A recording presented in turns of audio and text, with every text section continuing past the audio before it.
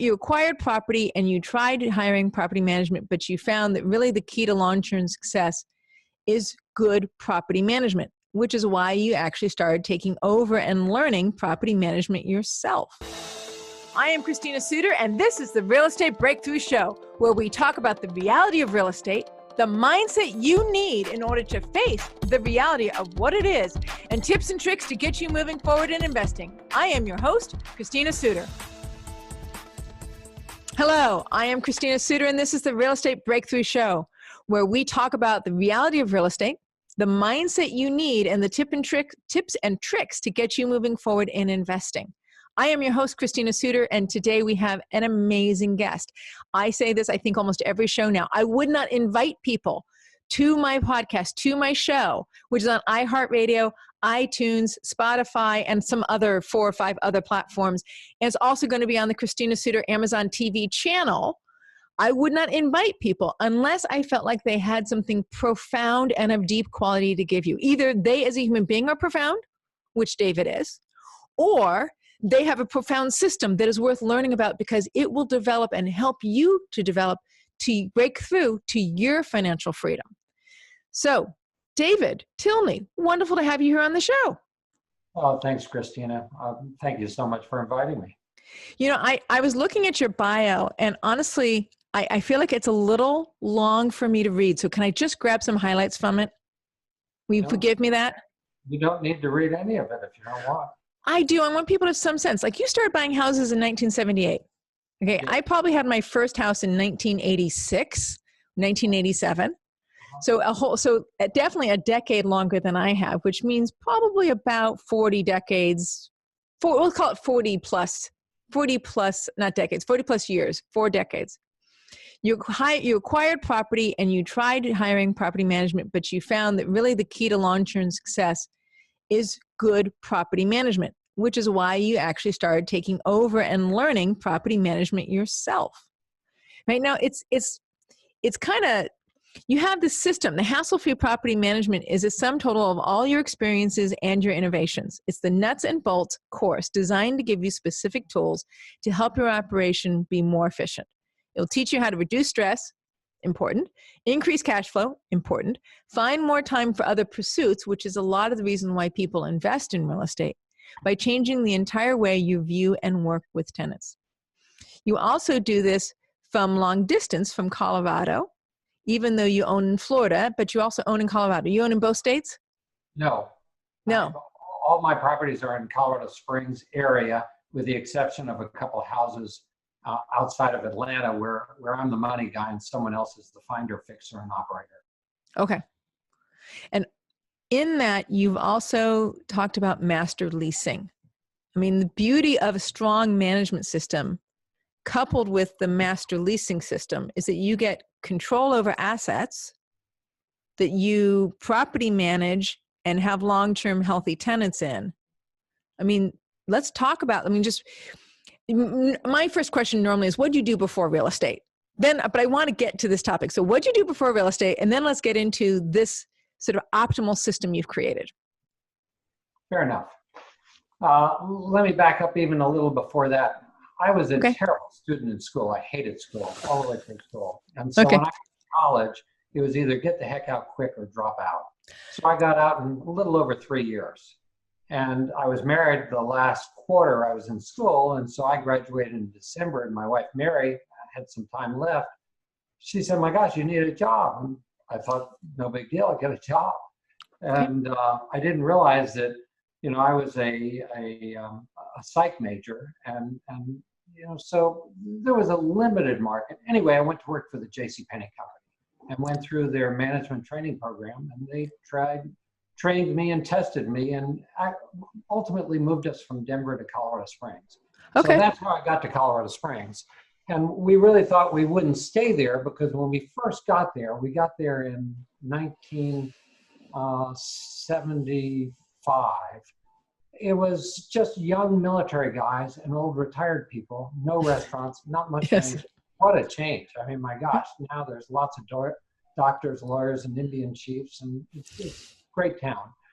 But it grew on us. We decided to raise a family there. And while I was at the JCPenney company, one of my friends, another guy who worked there, pushed and pulled and dragged me and forced me to buy my first house against my will.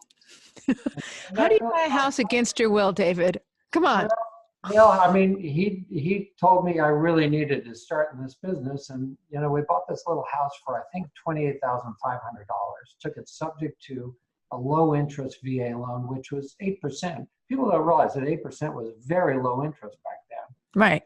And we borrowed the down payment, I probably off our credit cards back then, and ultimately, we wrapped the financing and sold the property, meaning we probably sold it at 10% total interest, wrapping the existing 8% and throwing in some equity. And that's kind of how I got started.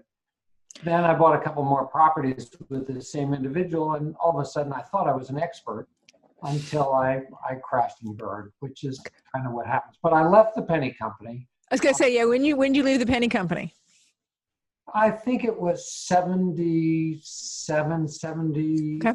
No, it must have been, if I bought my first house in 78, it must have been 78 because I bought that house when I was there. And I sold insurance for a couple of years. Okay. I went into the insurance industry because I interviewed, I think 31 people in the local chamber of commerce that I called up and wanted to go see. And my approach was, you know, I'm a young entrepreneur the way you were 30 years ago, and I want to take you to lunch and throw some things at you, and you tell me why I'm all wet. And I was able to see all but, I believe, one, was offered several jobs. And one of the individuals that gave me some time said, you know, nothing's worth a dime until you learn how to sell it. Go talk to this insurance company. And I said, why would I do that? I don't believe in any insurance, and that's the last thing I do. And he said, just go see the guy. He's an MBA out of Harvard, which really impressed me. In hindsight, it wouldn't impress me, but it did impress me. And I went up and spent some time with him. And he said, well, you know, we'll offer you a job and offer you a draw of so much. And I said, no, I need more than that. And he said, well, if I did that, I'd have to take it out of my own pocket. And I said, well, that's good, because then it'll force you to make me the best guy in your agency. And that's really how I started. And the agency was in Denver and I was in Colorado Springs. And the best thing that the insurance industry did for me, two things really. Number one, it taught me to get past the fear threshold of talking to people, doors, doing whatever it took. And we targeted the business and medical professions with disability insurance, and then would bridge to life insurance. And the other thing it did was it taught me taxes. I took all the courses I could on estate planning taxes, but the whole time I was there, I kept buying houses. And so finally one day I said, why am I doing this? And I resigned and kept with the houses. I think I bought 7 houses while I went through real estate broker school, sold the 7 houses, and then managed them for the people I'd sold them to. And that paid for going through brokerage school and that's brilliant. Got me started. And you're right. I mean, we tested, I can't remember if it's we tested at least 2 management companies prior to me getting in the management business. And it was not something I ever thought I wanted to do, because I really, for a while, was a deal junkie. I mean, I want to make a deal, and let's not, I don't want to look at the little mundane stuff, but I realized that if you didn't have the systems in place, you wouldn't survive long term. And most of the people I knew in the management business weren't that effective, number one. They didn't have the attention to detail and follow through. But the other thing is they all burned out in about 20, 25 years. And at some point they said, I never want to see another tenant as long as I live. I want to sell everything I've got. I want to buy government bonds, clip coupons, and I'm done. Right. Yes. And that wasn't my approach. I wanted to do something that, you know, no one at age 65 could tell me I had to retire, that I could do this if I was healthy into my 90s or whatever. And I find it, you know, too often older folks get cut off. They don't have people to talk to. Well, I've got my tenants, and generally speaking, they're terrific human beings that do a wonderful job for me, and I have a heck of a good time. So I love your system. I've studied taken your class. I've been to the Masters of Real Estate. I've sat in on, I don't know if I've taken your class, but I've sat in on the coursework at the Masters of Real Estate twice now, I think. Might be where I've learned the information. I've bought the packet that you've got. No, I had a packet for sale. You did come to my hassle-free property management, I believe. Is that what it is? I went to the hassle-free property because I remember listening to you go step by step by step by step. So it must be somebody else's packet I bought at the Masters of Real Estate. I apologize. I apologize for my mistake. You alluded to this a moment ago. You worked for somebody else. You bought insurance. You were working for insurance, but you were buying houses. And there was a point when you said, hey, I thought I was, hot potatoes, that I had really worked this out. And then life happened and we had a downturn, I'm assuming. Tell me about that. Well, I've been through several downturns. I think But this was the first, and the one with the learning curve, right? Yeah, there was a worse one later. I mean, okay, I've got two of those too. So go ahead. You got to hit me over the head with a 4x4 sometimes. But I mean, I think at some point I thought it's all numbers. The first year and a half I was in the business, I went through all 5 of the CCIM classes. They were all 1-week classes. So I understood internal rates of returns and financial management rates of returns. And they teach you that you can compare apples and oranges, totally different investments, and it all comes down to numbers, which of course is totally bogus because the assumptions are always wrong.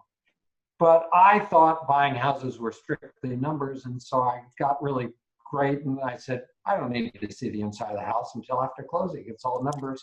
And I found that things weren't exactly left pristine, and where in walking through before we put a contract on it, everything was painted and looked terrific. What I didn't realize is when they moved, they never painted behind any of the furniture, and they didn't leave any of the paint. And so, my gosh, we had to redo the whole thing anyway.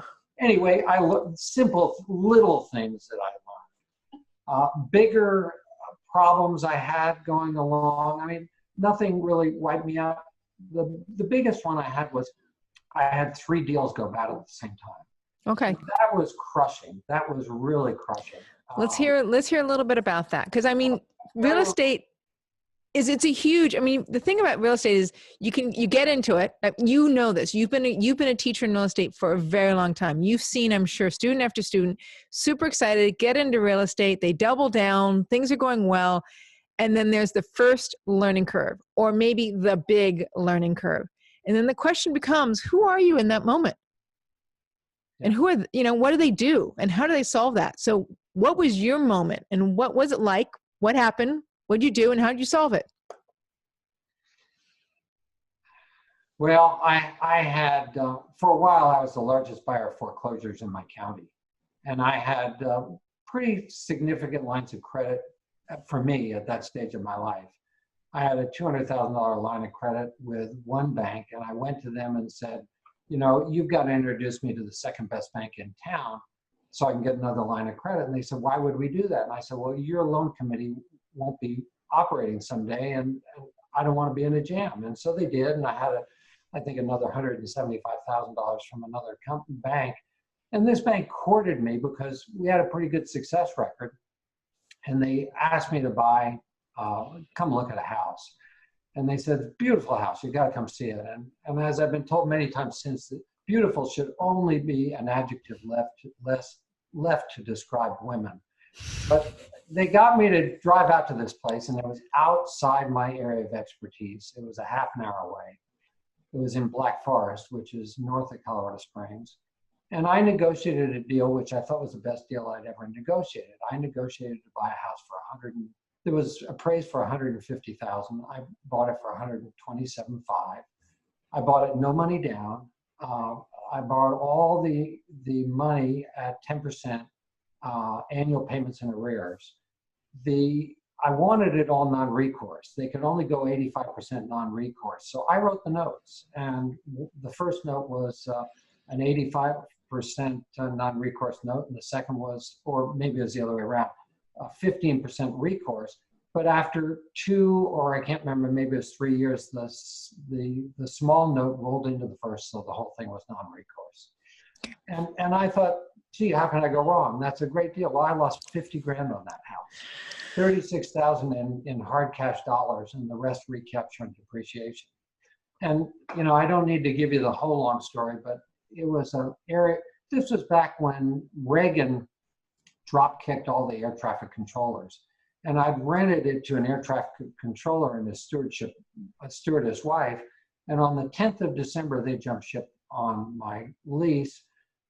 And, you know, I could throw good money after bad, but it really didn't make much sense because they'd gone across state lines, and I couldn't release it until the following June.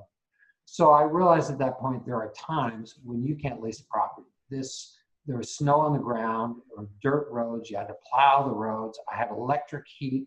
It was a heat pump, which is an air conditioning system run in reverse. The altitude was too high. It had a backup heat strip furnace. Cost me a tremendous amount to heat it. It was vacant, couldn't fill it. Long story short, I lost that money. But at the same time, I had that deal go bad. I had another deal that I was a member of a group that we met once a month at the Broadmoor, and all of us did different things. One guy was a land guy, one guy was a commercial guy, and we all kind of had bragging rights that we knew what we were doing. And I used to buy bad notes from Beneficial Finance, which was a little loan company.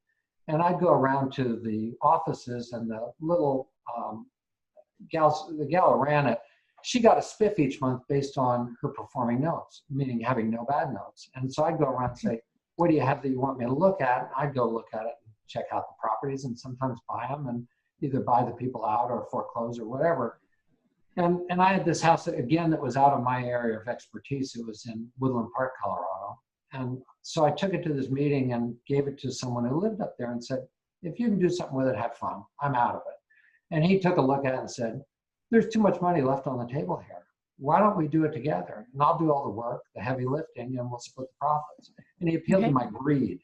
And that's a problem. You got to really be careful. And so for years, ever since then, that and the third thing, because obviously that went south, what happened there was I became aware he didn't have a signature and he couldn't come up with the money. And he was looking to me to borrow the money. And I said, no, we're doing it ourselves. You got to come up with your own money. And he couldn't. So I went back to Beneficial Finance and said, you know, this is really out of my area of expertise. And I'd rather not do it, but I've done a number of transactions with you and I want to do more. I'd like you to let me out of it, but if you push me, I'll go forward. And they pushed me. Okay. And there were all kinds of problems. And I tried to sell it and take a $15,000 loss, and no one offered me a $15,000 loss. So that went bad at that time. And the third thing that went bad was I bought a building. Actually, I had a foreclosure that I owned right. And I had a friend who was a real good rehabber. He'd take Victorians and turn them into office space, and he had a crew that could do great things. And I had this house that needed a crew. And I said, you know, I've got this place that's great. Why don't I give you half of it and bring your crew in and run it? And he said, that's great. He said, I got this building that I want to office in. Why don't you office upstairs and I'll office downstairs, and we'll do them both. And that sounded great. In fact, we never used his crew because I had someone who offered to buy the property from me where I made 100% on my money before we ever did that. But I did give him half the appreciation, half the profit. Mm-hmm. Then I did a transaction with him, and I just got to tell you, the only partnership I really want to have is with my spouse. And we've been married 46 years, and you know, I think it might work, but a lot of them don't. And it's real easy to start a partnership or a joint venture and get involved with people, real hard to get out of them. The guy who got me involved with the real estate initially, we are still great friends. We've done a number of transactions together. I would write him a check for a very large amount of money and give it to him and know that 5 years later I'd get it back, maybe with interest. But it's hard to find that kind of person. And I think when you're starting out, be careful. I mean, go one foot forward, 1 foot back.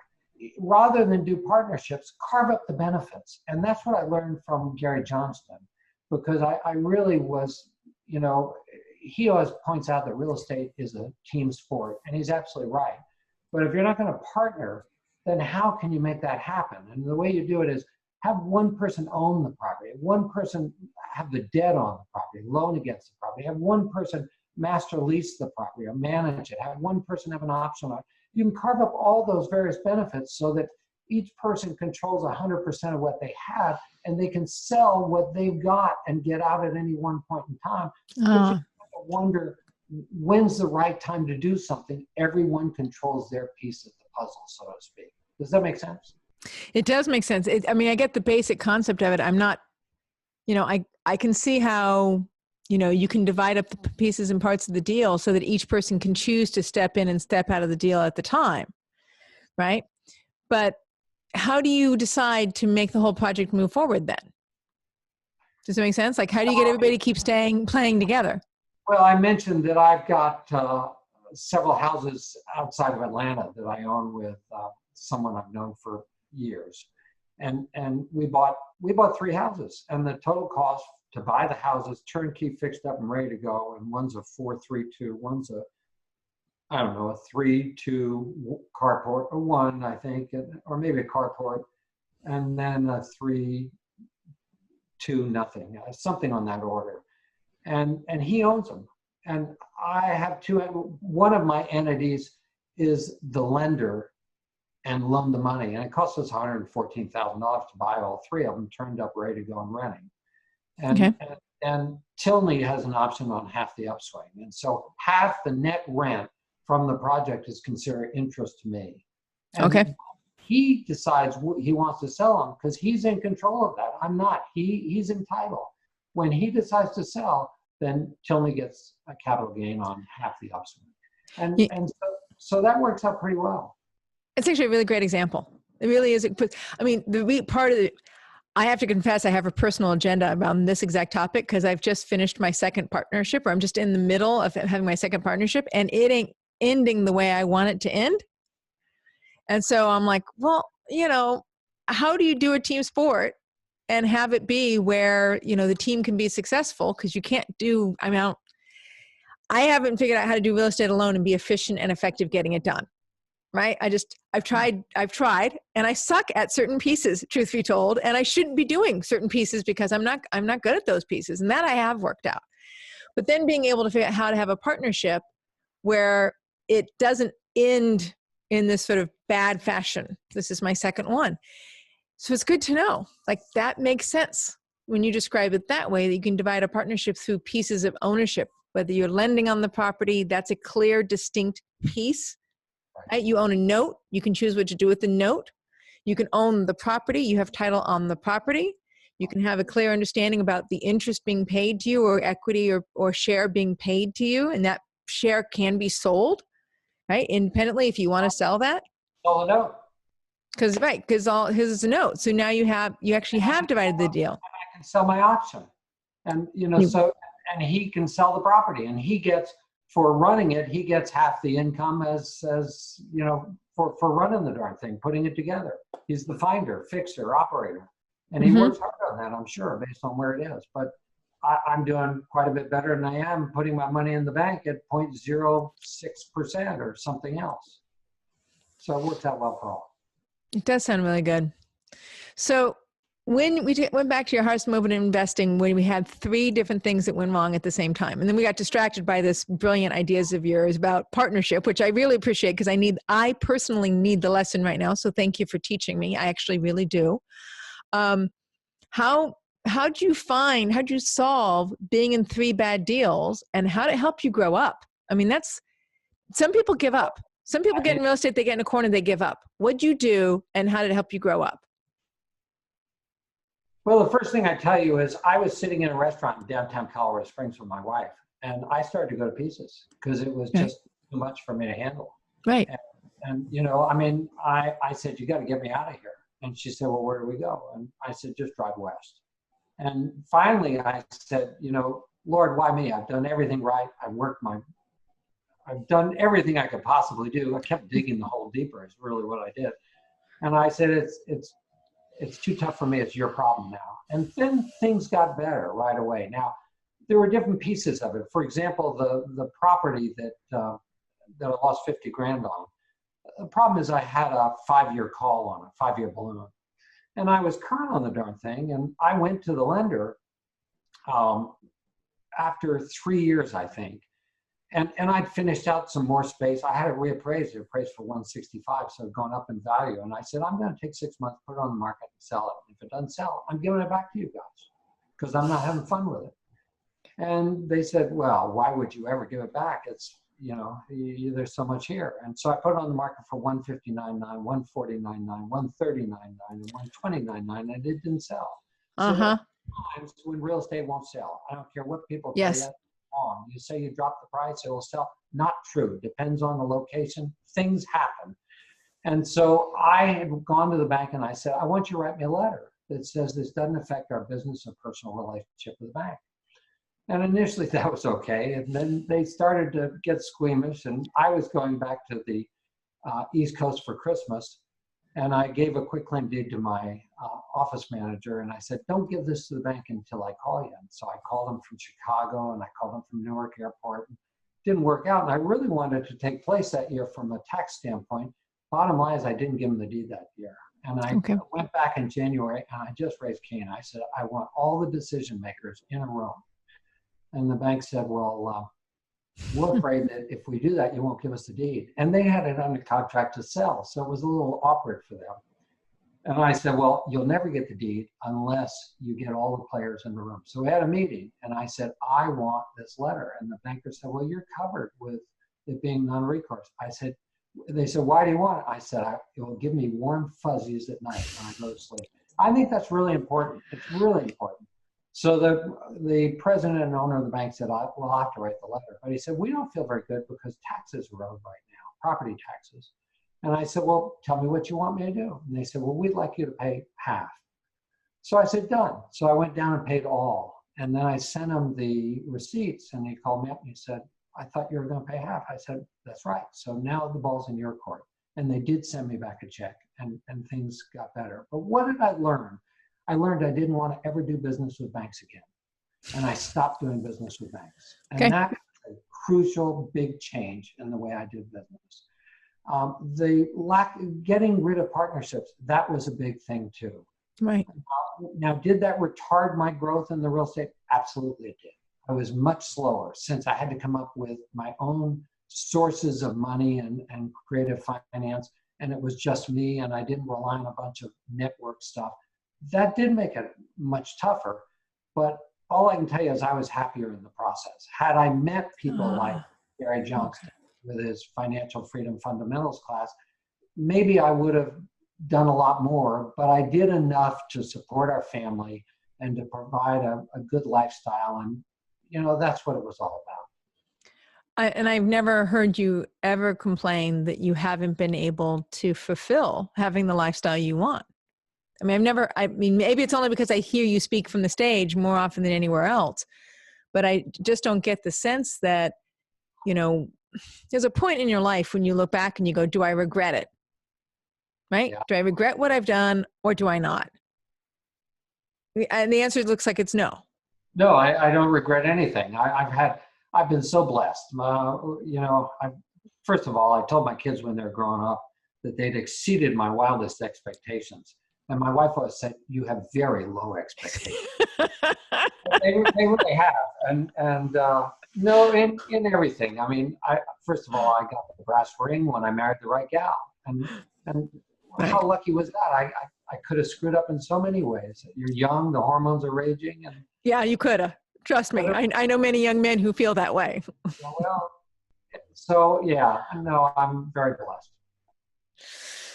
I think what's important, and I know that my spiritual life is very important to me, but I don't broadcast it as my primary conversation. Right. And I heard you speak to the same thing, which is, when I was losing it, when it was that time where, for me, it was sitting in a chair in my office, and I'm in tears, right? Tears and tears and tears. And my husband's pushing on me to short sale everything, whatever it is, get rid of it all. And I did end up getting rid of it all. But I remember sitting in the chair in tears going, who the hell am I going to be? Yeah, wow. I mean, it wasn't so much a question about the real estate. It was, who's Christina going to be? How am I going to address this based upon who Christina wants to be? And am I going to double down, and am I going to do something here so that I'm proud of myself and made it right, made it straight? In my world, that's what I call it, right? And it sounds like, you had that moment in, when you were at the restaurant, Yeah, I mean, yeah, I definitely, I went to pieces, and I had to give it away, and gave it away. Then things got better. Right. You Right. know, And I was willing to give away the office building, which I really wanted, and so we had a final meeting and went to lunch. And what the other individual didn't know is I had a quitclaim deed in my back pocket. I never had to bring it out. He said, our deal on that partnership was one person names the price and the other person decides whether he's buying or selling.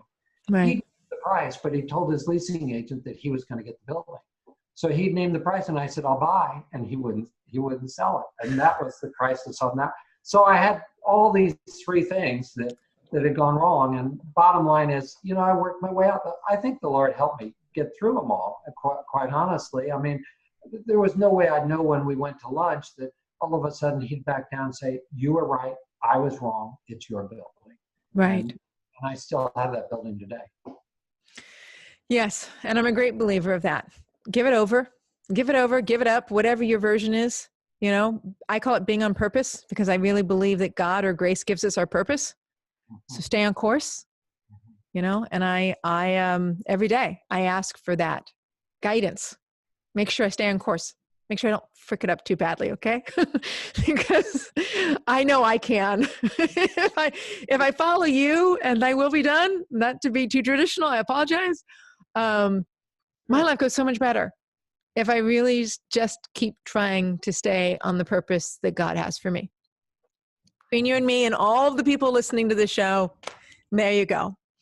So that's how it helped you grow up. Because I knew that there was a 50-50 chance inside of me that I would turn away, that I felt so beaten and so incapable of moving these mistakes that I had made forward.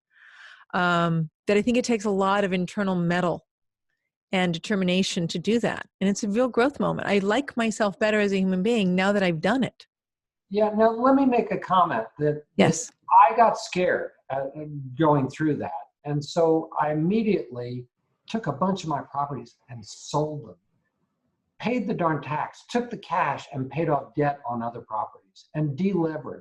Mm-hmm. And then back, I think really the Lord prepared me for the downturn so that no matter what happened, I could cut my rents in half and they wouldn't take my properties away. Okay.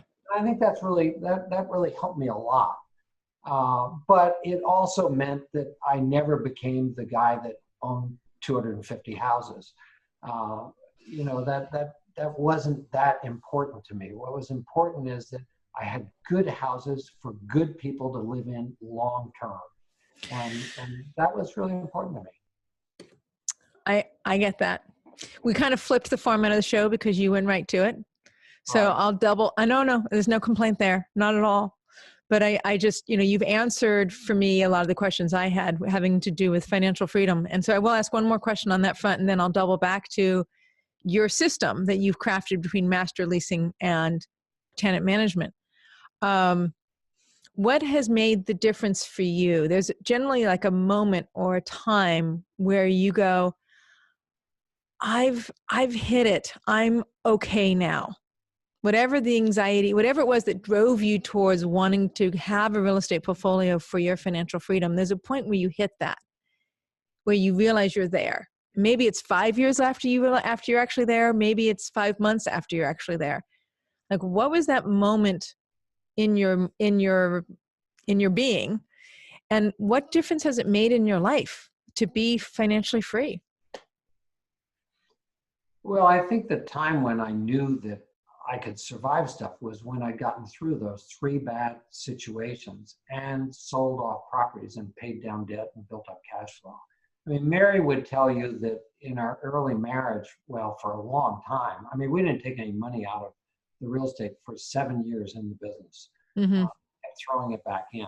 Right. And And she felt it was like Sisyphus rolling this big boulder up the hill, and it rolled very, very slowly, and you measured it in inches, and finally you get to the top of the hill, but it was a plateau, so it rolled, but eventually it starts rolling down the other side, and all this money starts coming in, and once I got rid of some of the big amounts of debts and found I could do business without my lines of credit, and I didn't have to use my signature, that really helped. I wasn't financially free necessarily at that point. I still was looking to acquire, and you look at how you start, or at least how I did it. I started buying what I could buy, which was junk. And then the next stage is get the junk paid off as quick as you can, and pay it off, and then exchange it into better stuff, and then get that paid off, and then put in the gold faucet so your kids won't sell it the moment you drop dead and buy something red that goes fast. And that was kind of, there are a lot of other things in the middle. I was in the mortgage business, foreclosure business, tax sale, but that's the long-term plan. And at this stage, I'm an ender. I'm not looking to start over. I'm not looking at a lot of risk. I have a nice lifestyle, but I like what I do. I think we provide a tremendous product in the marketplace for good folks to live. I really enjoy my tenants, but again, I've probably taken you where you didn't want me to go. Totally good. Answer your question your way, David. It's about your life and what you've learned. So every answer is going to be different. And I love that. I love the personalness of your answer and the personalness of your investing. That's kind of what's behind your approach, which is, what stood out to me when you talk about, how you rent out your units is one of the most personal, and I don't want to call it boundaried, if I may use that word, but personal and well-bounded. You have a background in psychology, so you know what I mean by having boundaries, right? So personal and well-boundaried way of renting things out, like all the way down to the vacuum cleaner. Have I told you the story about the vacuum cleaner? No. Okay, so this is a moment I had in your class. So you're describing some of the things that you go through when you have conversations with people and the application process. And one of the things that you have, I believe, if I remember this correctly, one of the things you have on that application is, do they own a vacuum? And I would have failed, David, when I was a younger woman. I lived in an apartment with 3 cats for 5 years with no vacuum. The apartment was horrible. By the time I was done with 3 cats for 5 years, there was a lot of cat hair and all over the apartment. And here's the thing that I found so profound. I know it's just a vacuum, but it actually struck me was I've owned multi-units and single families in multiple different states, and I don't ask people if they have a vacuum cleaner. And yet I know personally, what that does to a unit. And now I know personally that I have 3 vacuum cleaners. I have a little Bombas, I have a little handheld, and I have a big one I push around because, I don't like living in that kind of filth. So I love that you've taught me to not even rent to who I used to be. Does it make sense? Yeah, it does. Now, I don't want you to think I did that up front. That only got added in the last couple of years, actually. That and do you have a mop? Because I found, the biggest places I've had a problem recently is the white-collar, high-end properties. I had some folks that didn't have them, and I thought, right. Oh my gosh, that's a norm. So you learn from being in this business long enough as to things to add. Okay, so let's talk a little bit about the genius of the master leasing and the way that you talk to your tenants when you lend out to a tenant. Let's take another 10 minutes to talk about that, just so people can get a sense for what's the culmination of the years of experience and the discipline you've created around that. Okay, you want me to start on a little bit on master leasing? Yeah, let's do it. Let's do a little bit on master leasing. I don't know if everybody knows the concept of master leasing, so just at least teach us the concept. Okay. I really come from the idea that you never own anything. You just get to use something for a period of time. And the example I would give you is, how did I get title to a single family house just by paying someone else's property taxes? You're always paying someone. If you don't pay your taxes, the government entity is going to steal it from you.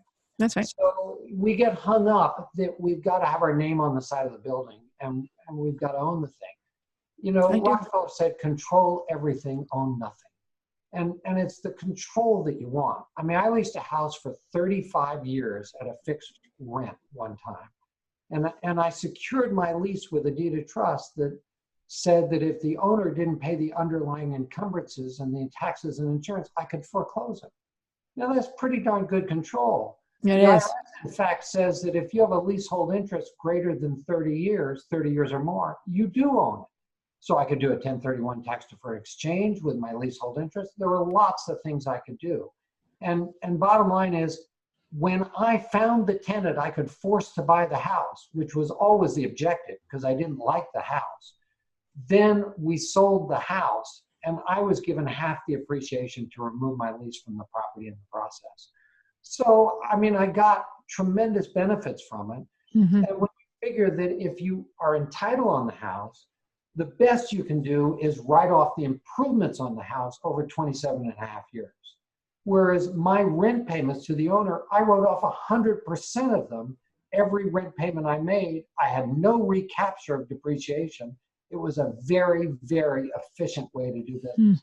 No money down, it was positive cash flow. That, in essence, is a master lease. And it's been done, for centuries in commercial markets and what, I mean, you know, Hong Kong's having all these problems right now today with people wanting freedom. But think about it. Hong Kong was leased from the People's Republic of China by the Brits for 100 years. Most of Hawaii is on land leases, 60-year land leases.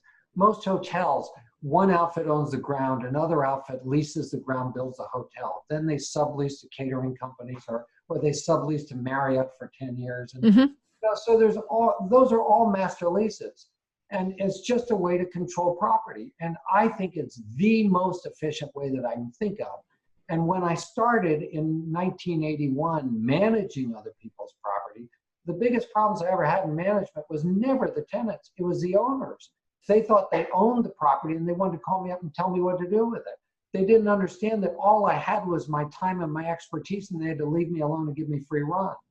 On October 1st of 96, I canceled every agency relationship I had when I used to manage properties for others and turned around and leased the properties I used to manage. And we had a little over 100 houses. And I did not lose one account, but I gained so much more control. All I had to do was send the owners a check. And it was a much better way to do business. And a master lease can be a performance master lease where I only agree to pay a percentage of what I receive if and when I receive it. It can be a fixed master lease where I guarantee to pay so much a month, whether it's vacant or full, take on so many of the expenses, or anything in between. It's just whatever your mind can achieve, which means it's not a one-size-fits-all, which means in negotiating with owners, your objective is to find out what they need, give them what they need, find out what's left, and take everything that's left. And that is a wonderful opportunity. The other thing it allows you to do is it allows you to have time to essentially whittle and rock with the owners, to get comfortable with them, for them to get to trust you. Because people may not want to sell their property today, right now, when you're looking to buy, but they will someday. And if you're there and you're taking care of it and they like you and they trust you and you're under-promising and over-performing, who are they going to make a deal with when they're ready to sell? It was a wonderful way for me to, quote unquote, test drive properties and see if I was even interested in them. Because not all rentals, not all houses make good properties. No, they don't. I've learned that one the hard way.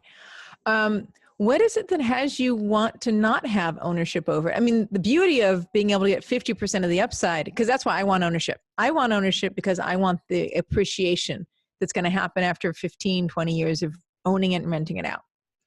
But you're like, well, I don't have to own it. I can master lease it, but then you're still keeping some of the appreciation. I mean, that seems like a good reason to not own it, but why not own it?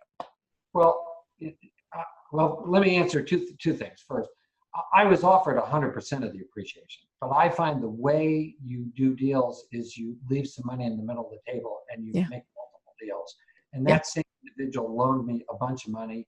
He sold me another house at 0% interest in a second loan, giving me that house free and clear, putting on another property.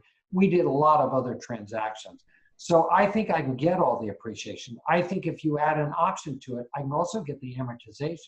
And I like amortization a lot if you're just have an option on their equity, not on the price point.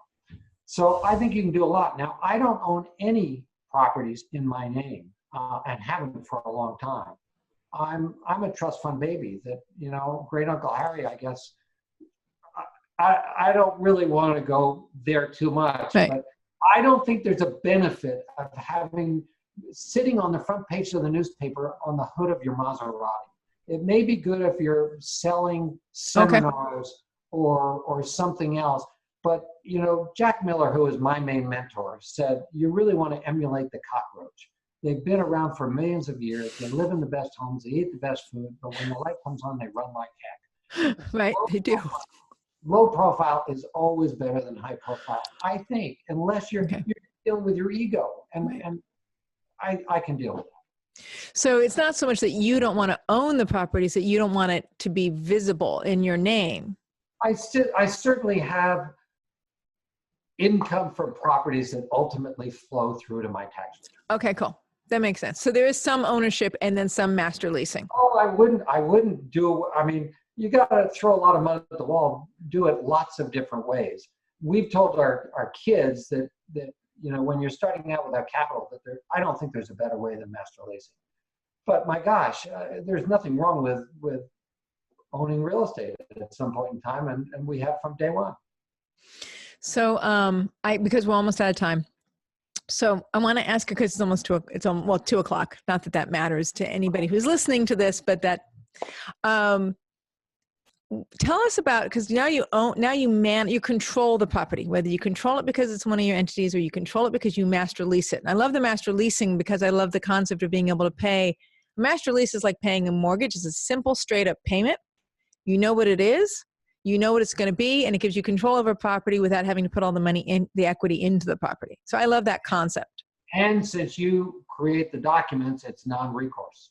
Since you create the documents, it's non-recourse. And I know you have an email group that goes around. So, you know, people want to take your course and then they want to have support, that email group continues to offer support. Right. So I know You're right. I don't advertise it, but you're absolutely right. That's an extra benefit I throw in. We have several people invite. No, I don't mind. Okay. I just like to have some extra benefits if someone takes a class that I offer. Right. It's some of the benefits that people get if they take the class. And so because I've taken the class, I'm part of that email group. And I love how, because you're talking about subtleties here that during our interview just now that I don't even understand all of them. I know, I mean, I know that if I asked you, you could legally tell me how I could get 50% of the upside equity on a master lease. Oh, sure. Right. Oh. That's probably actually not that complicated. I would just have to legally understand how to securitize, how to get that. You just decide that you don't want to remove your lease the day they want to sell. And that's a problem because most people want rights of possession for a house. They do. If it's Wednesday, I don't remove my leases on Wednesday unless money crosses my hand. I have a 35-year lease. I mean, what are you going to do? See, I tell you, this is why you're the guru. This is why you're the guru in the field and not me. Go a little bit into how you get, so you get a long-term master lease and then you get a long-term tenant. And now it's like this optimal program for long-term master lease, long-term tenant. You get to keep part of the upside and you didn't have to put your own equity in, and you get the tax benefits. I can't handle the tax benefits part. I have to confess it's over my head. Right. But I do want to talk for a minute about getting long-term tenants in there and how you make sure they're a long-term tenant. Well, first of all, you advertise that it's available for long-term occupancy. And the question is, do you set a minimum threshold and it's first come, first served, or do you accept the best qualified applicant? And you always have to know the laws in your state and your local, you know, wherever the heck you are. In California, I think you're going to see a lot more long-term tenants because nowadays you guys have to show cause if you have a rental property and you ever want to terminate their lease. Even if they have a 1-year lease, you can't terminate it if they've been there more than 12 months. And they have a limitation as to how much the rent can go up, 5% plus the cost of living from wherever they are. Yes, So, all very upsetting to me as a potential landlord. Go ahead, continue. and which maybe means you want to be a tenant because those same things would apply to you. Now it's a great position as a master tenant. Think about that. Right. But with, so we advertise for that. We look for that. Do we always get it? No, we don't always. Have we had some long-term tenants? Yeah, our longest tenant was 24 years and 10 months. Next longest went 18 years. Have we had shorter term tenants? I've had people that said they want to stay forever, and 3 months into the deal, they moved. I mean, life happens. We had a tenant just this month that let me know that they're moving the end of February. Very inconvenient for me. First of all, I'm in Florida. The property's in Colorado Springs. Secondly, I'm going to Southeast Asia for a month. I'm not going to be back until the 20-something of February. But it all works out. You have the systems, you know how you're going to take care of it.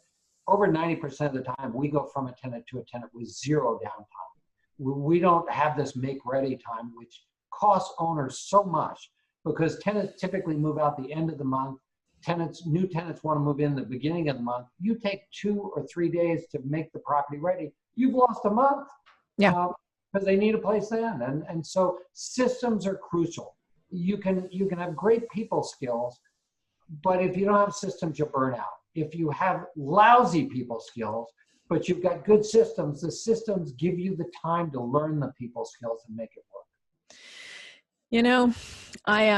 People are just gonna have to take your course. They're just gonna have to trust me that your course on how to get long-term tenants and how to do property management is probably one of the, I don't know, I almost want to say pleasant, but successful. I mean, turnover, like I said, I've owned single families, fourplexes, multi-units, in-state, out-of-state. So I've owned in a variety of ways personally. And the tenants, tantrums, toilets, teenagers, and trash, I keep adding more T's as years go by. I keep adding another T to my list, can be an absolute pain in the backside, right? And it keeps me from wanting to buy back in. But exactly when I take your course, I'm like, well, this is brilliant. Of course, right? Of course you would do this. I mean, I don't really want to, either I want to own a large apartment building where I have on-site management, or I want to own small family homes like you do, where I really am engendering an expectation and a relationship that has these people stay. Make it their home. Make them engaged in it. Have them feel that they have comfort and ease and ownership. And I can't think of all the right words. They take their house and make it your home. You think about it, the single family house is the only piece of real estate that comes complete with an on-site resident manager who's called tenant. Right. Your operating expenses are much lower in a house because a good tenant who you screen for and share expectations will take care of not only the inside, but the outside. If they can walk out the front door, walk all the way around the house and say, get off my property, they'll take care of it if they have a sense of pride, but you got to search for that and screen for that. And screen for that. And yeah, and you do, and you have this great process. And I love having watched you role model that process. All right, David, how can people get a hold of you and learn from you? Because don't be selfish and not tell us where your courses are and how we can learn more from you. Yeah, if you just know my name, that's the best way to reach me. DavidTilney.com. Tilney. That's right, DavidTilney.com. We don't do a lot of courses. My wife's we're actually looking for who's going to take it on, because I was taught by some wonderful people, and I'm not going to be here forever. I'm 69 now, and who knows? But they say the memory goes first. Mine's already gone. But my phone number's on there. My email's there. I'm not hiding from people. I don't have product to sell. People always want a seminar in a box. I don't have that. Once or twice a year, we hold a seminar somewhere. And every other year, you're here on this coast, the West Coast, teaching here, and you're at the Masters of Real Estate in Las Vegas on a regular basis. I've been there. I wouldn't say I'm in the West Coast every other year. West Coast, sometimes there. It just depends. It depends. We never decide until after we've done a seminar what we're going to do at, another one. Okay. Somebody who told me that seemed like they were in the know on the David Tilney schedule told me that it's about every other year. So maybe they're full of it. Well, it may be. California is a great place to go. We've had a lot of fun visiting there. And we get to go to other places while we're there and have a lot of fun, like Yosemite.